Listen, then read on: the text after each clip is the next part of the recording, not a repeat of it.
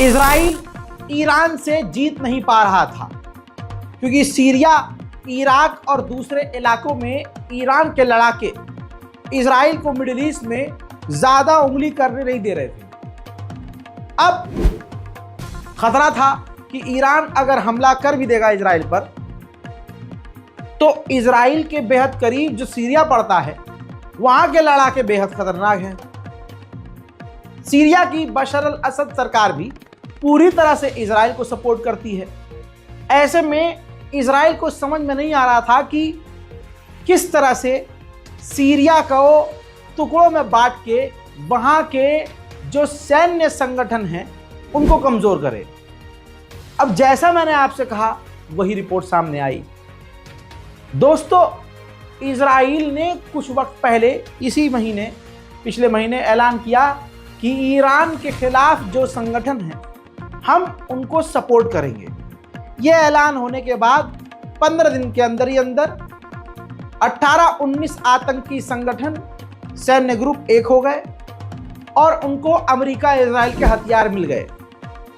और तुर्की, इजराइल इनको आतंकी ना कह के संगठन, ग्रुप कहने लगा कि ये ग्रुप है, संगठन है, रेबल्स हैं। इनके आतंकी हमले सीरिया के एलेप्पो तक पहुंच गए, पूरे एलेप्पो पर कब्जा कर लिया। इसके बावजूद तुर्की रोज कहने लगा कि इनका ये ऑपरेशन है, मिलिट्री ऑपरेशन है और ये कुछ दिन में ख़त्म हो जाएगा। परसों और तरसों की रिपोर्ट में दिखा चुका हूं कि किस तरह से सीरिया के अंदर इन आतंकी संगठनों ने पूरे एडवांस हथियारों के साथ, हत्ता कि वो ड्रोन तक इस्तेमाल कर रहे हैं, उन्होंने बेस तक बना लिया है और बेस के अंदर लाइव ब्रॉडकास्ट देख रहे हैं कि उनके सैनिक कहां कहां क्या काम कर रहे हैं। तो इतनी बड़ी तैयारी और इतने एडवांस आतंकवादी बिना इजराइल, तुर्की और अमेरिका की मदद के बन नहीं सकते। तुर्की इजराइल के खिलाफ कोई कार्रवाई तो कर ना सका, लेकिन जो इजराइल फिलिस्तीन में नरसंहार कर रहा है उसको समर्थन कर रहा है तुर्की सीरिया के अंदर। अब कई लोग ये सोच रहे, रजा भाई अपने मन से बोल रहे होंगे।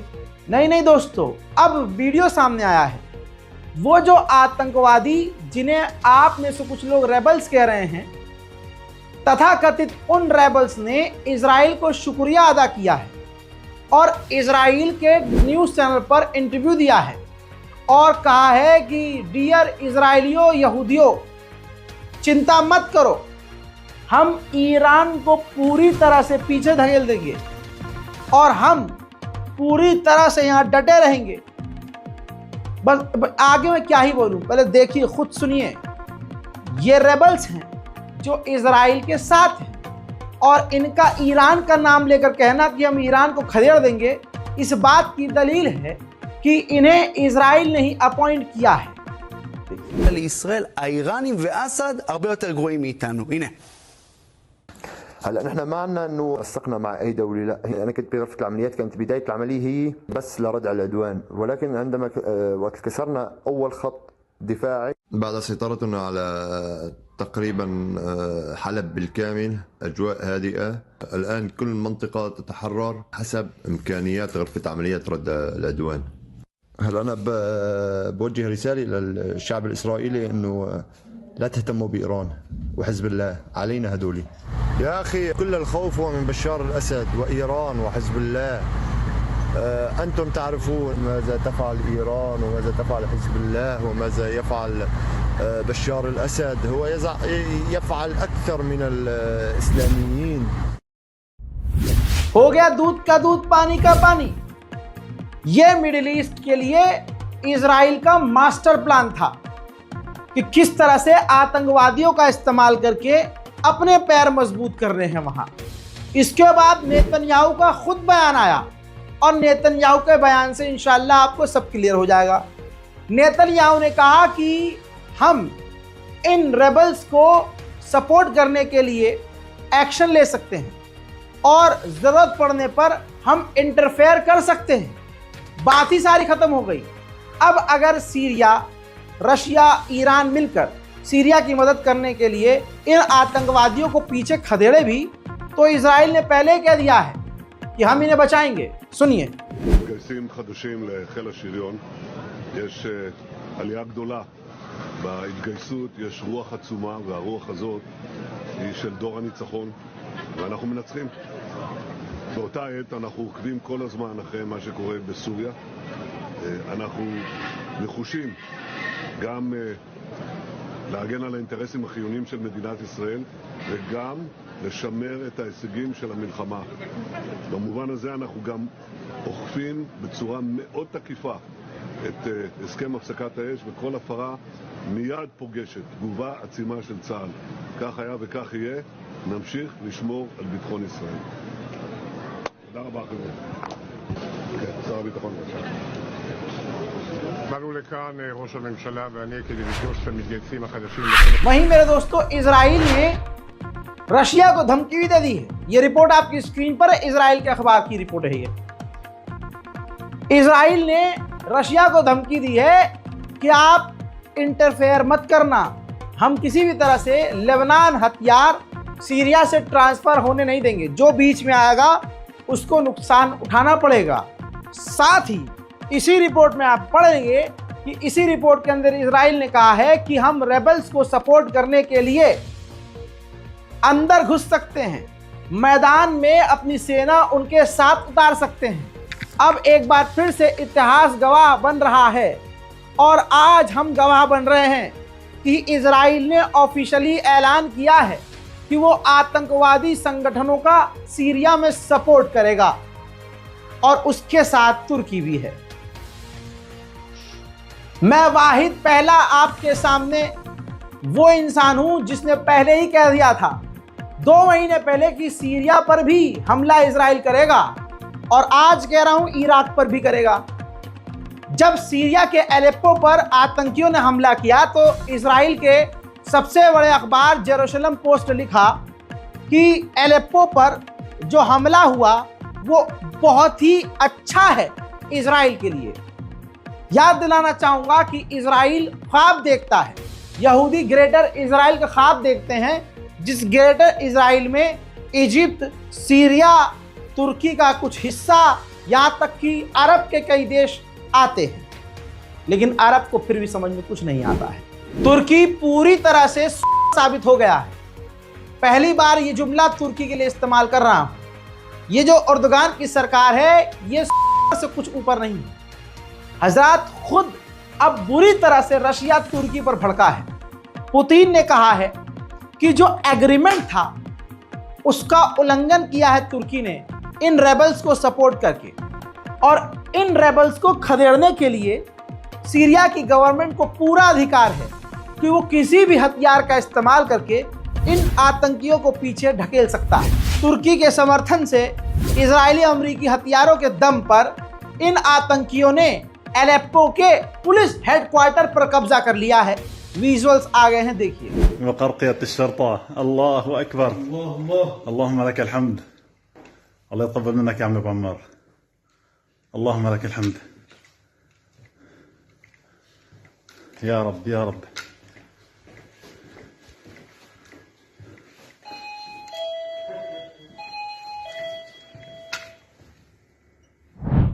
वहीं यह आतंकी संगठन के लोग एलेप्पो में जो जेल हैं जितनी भी, सब जेलों में जा जाकर अपने समर्थकों को आजाद करवा रहे हैं।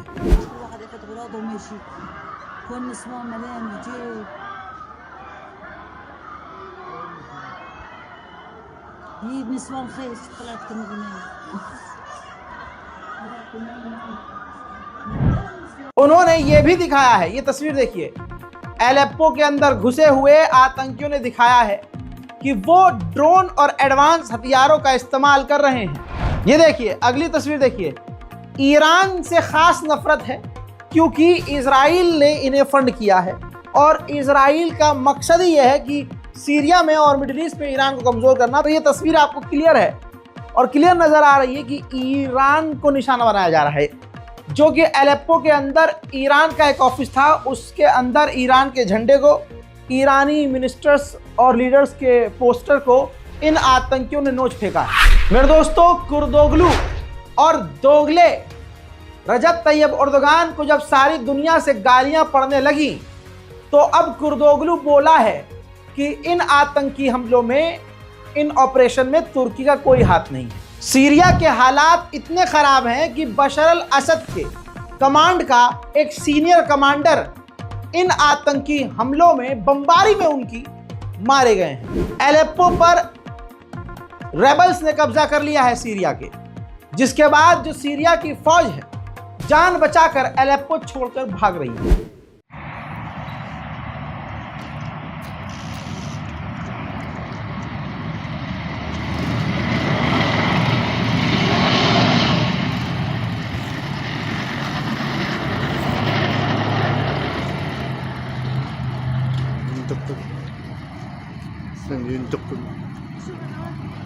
خلت اتفرج طيارة سحبها لك فقط دفاعي هذا الجيش.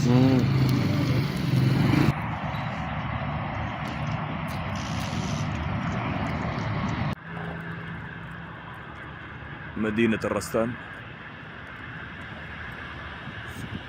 عدد هائل من المواكب باتجاه حمص.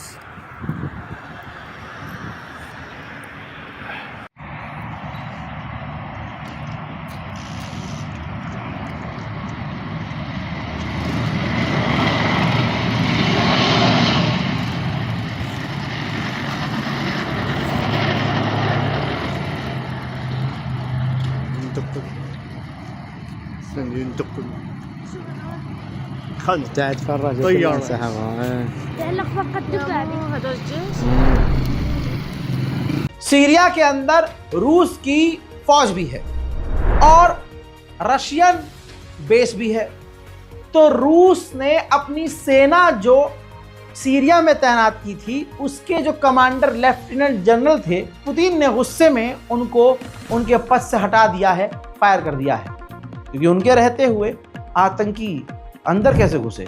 रशिया पूरी तरह से बड़े हमले अब सीरिया पर कर रहा है आतंकवादियों पर, जिसमें उस रेबल्स का टॉप लेवल का कमांडर मारा गया है। वहीं अच्छी बात यह है कि यूएई, सऊदी अरब और इजिप्ट ने बशर अल असद की सरकार को सपोर्ट किया है। ये रेबल्स आतंकी ग्रुप इतना खतरनाक है कि ये तस्वीर देखिए, इन आतंकवादियों ने सीरिया में व्लादिमीर पुतिन के द्वारा, रूस के द्वारा जो पंशीर एयर डिफेंस सिस्टम तैनात किया गया था, उसको ही सीज कर लिया है। वहीं सबसे खौफनाक बात यह है कि इन आतंकवादियों के हाथ फाइटर जेट और एयरक्राफ्ट कैरियर और हेलीकॉप्टर भी लग गए हैं। देखिए, جاهز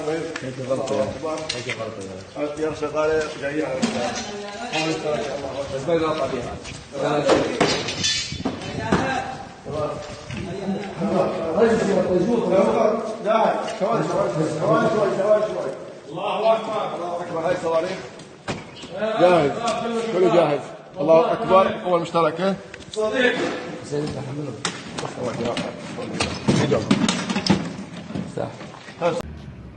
عالدير هلا عالدير انتم توصفونا بيه بدنا نوصفكم بيه. هلا عالدير مطار الدير ان شاء الله. عالدير باذن الله. وبلغوا عمامنا شويط بالاخص، ذيك المره مصنعين طياره ويهدون اخوة الحدبه، يقول لهم صار عندنا طياره احنا والبوسراي والقلاعين. الله اكبر. ايه حسن مرتضى، شلونك؟ اخبارك؟ لك العصفوره صارت معنا والزرزوره صارت معنا، شو بدك كمان؟ لك الحق رجع لاصحابه يا مرتزقه يا ابن الحرام، جاي من غير دوله لعنا مشان تحارب الشعب السوري انت والمرتزقه حزب الله؟ فشرت انت وياهم، الحق رجع لاصحابه، هي ملكنا، هينا بدنا نرجع نشغلها من اول وجديد. الله. وهي ذخيرتها جنبها. الله اكبر، الله اكبر عليكم يا مرتزقه، يا شيعه ايران، يا شيعه حزب الله، يا افضل. الله اكبر. قوات المقاوير في جيش الشرقيه مستودع سلاح اكثر من 500 باروده في مطار كويرس. الله اكبر والعزه لله. इसके अलावा रूस के और एयर डिफेंस सिस्टम और ईरानी अबाबील ड्रोन भी इनके हाथ लग गया है। البناء من داخل مطار كويرس عسكري تتم السيطرة على طائرات مسير. الله أكبر، الله أكبر. حركة التحرير والبناء من داخل مطار كويرس العسكري منظومات دفاع جوي. الله أكبر والعزة لله. الله أكبر والعزة لله. उधर एक लंबे समय के बाद सीरिया की गवर्नमेंट ने, फौज ने इन आतंकवादियों पर टोचका टैक्टिकल बैलिस्टिक मिसाइल दाग दी।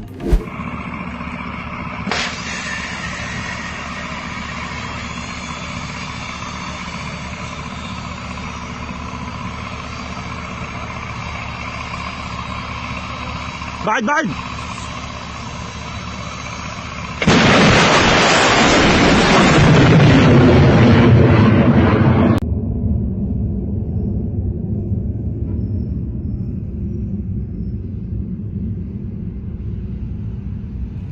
इन्हीं आतंकवादी संगठन ने, ये देखिए रेबल्स ने वीडियो प्रॉपर बनाकर जारी किया है कि हमने फाइटर जेट और तमाम हथियारों को सीज कर लिया है। वहीं इन्हीं आतंकी रेबल्स ने नोटिस जारी किया है कि सीरिया की सरकार का कोई भी व्यक्ति अगर हथियार डाल देगा और सरेंडर कर देगा तो हम उसकी जान बख्श देंगे। वहीं रशिया सीरिया की एयरफोर्स के साथ मिलकर इन आतंकियों के ठिकाने पर बड़े हमले कर रहा है लगातार। देखिए कुछ मंजर।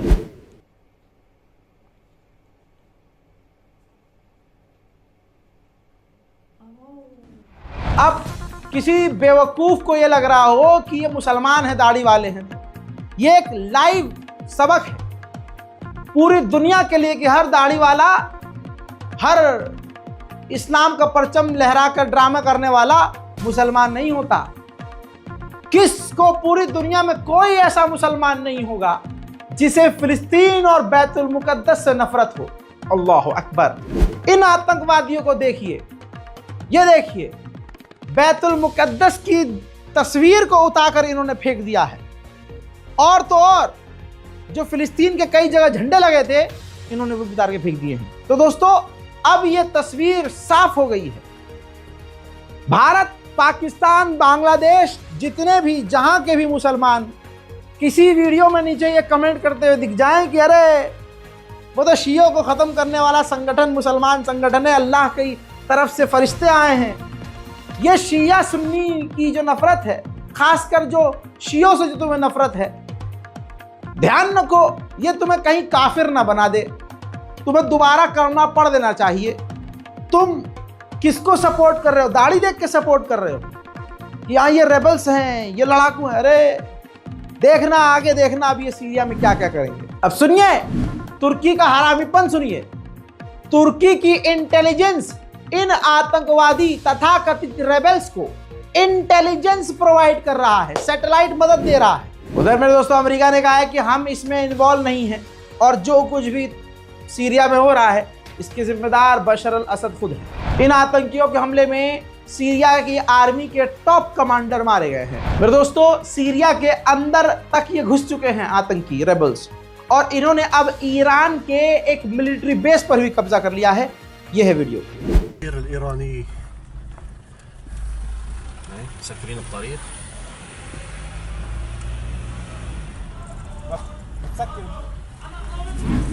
लेकिन सीरिया की गवर्नमेंट ने ऑफिशियली ऐलान किया है, जानकारी दी है कि हमने 3 दिन के अंदर इन आतंकियों को 1000 इनके आतंकियों को कत्ल कर दिया है। वहीं बशर अल असद का एक बड़ा बयान आया है। बशर अल असद ने कहा कि आतंकवाद सिर्फ एक ही ज़बान समझता है, वो है ताकत, और हम पूरी ताकत से इन पर हमला करेंगे। वहीं मेरे दोस्तों सबसे बुरी बात और बुरी खबर यह है, ये तस्वीर देखिए, बशर अल असद सीरिया के राष्ट्रपति के घर पर, उनके पैलेस पर इन आतंकवादियों ने कब्जा कर लिया है। वहीं ईरान के विदेश मंत्री और ईरान की डेलीगेशन ने बशर अल असद से मुलाकात की है। खबर यह है कि इसके बाद बशर अल असद से बात करने के बाद ईरान के विदेश मंत्री तुर्की जाएंगे और तुर्की से बात करेंगे। इस रिपोर्ट को ज़्यादा से ज़्यादा शेयर कीजिए। सीरिया स्पेशल रिपोर्ट देखकर आपको कैसा लगा अब मेरा एक कमेंट में ज़रूर लिखिएगा। चैनल को सब्सक्राइब कीजिए। जय हिंद।